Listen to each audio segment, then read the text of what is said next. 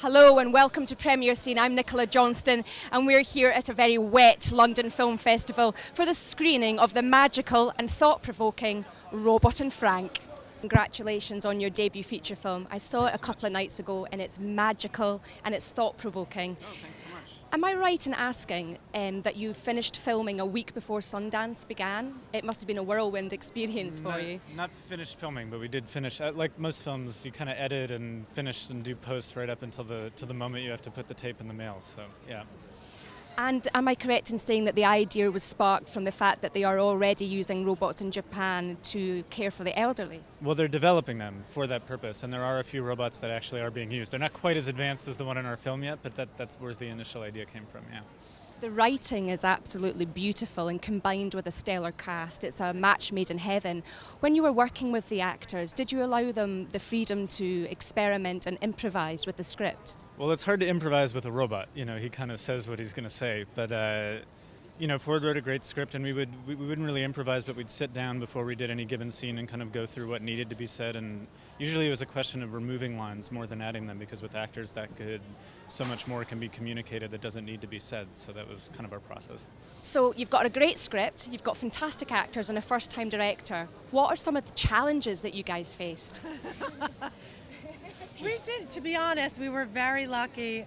Things kind of lined up. We didn't actually have a lot of prep time. We prepped the film in under a month, believe it or not. And Frank was going on to a Broadway show, so we only had a small window of time with him, and we shot it for 20 days, yeah.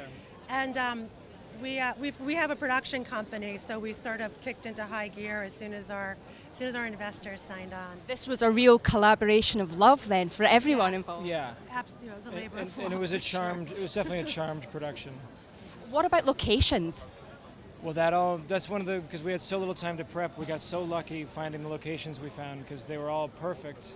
You know, the country house, Frank's house, the library. We're based in New York City, so all the locations were surrounding suburbs of Manhattan. Yeah. So they were all right there. And you've both obviously seen the film. What was your initial reaction? We haven't seen it yet. Haven't seen the film? Guys, you're in for a real treat. Yeah. Oh, it's wonderful. Make sure you've got your tissues ready. No, we saw an assembly cut of the movie 10 days after we finished shooting. And that assembly, everybody tells you, like, you're going to see an assembly cut of the movie, get ready, it's going to be terrible. Everybody gives you the stories about assembly cuts. And it was already this movie. And we were all so moved by it that... Frank is just, he's... Yeah. Well, it's a film with a lot of heart, so I hope you really enjoy seeing the movie tonight, and congratulations to both of you. Thank you. We have very little time. I'd just like to say congratulations. I saw the film a couple of nights ago, and what really strikes me is the way it sucks the audience right into the heart of it. It takes you on this roller coaster journey of every emotion possible.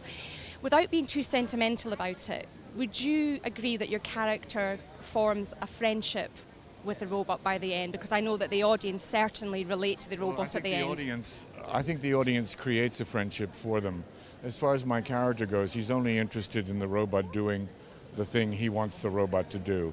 And I think the thing we succeeded at most was not getting maudlin or sentimental, but in keeping it touching and humorous at the same time. So, friendships come in all strata, but this is not a sentimental relationship. That robot is there in his mind to help him steal from rich people. And it's that connection is more exciting to me than, oh gosh, he's my buddy. Because that's kind of cliche. Just quickly, is it a coincidence that you're called Frank? And total. Because I wasn't the first actor they came to. And when they got to me, I said, are you going to change the title to Robot and John? And they said, no, that's our title. So they kept it.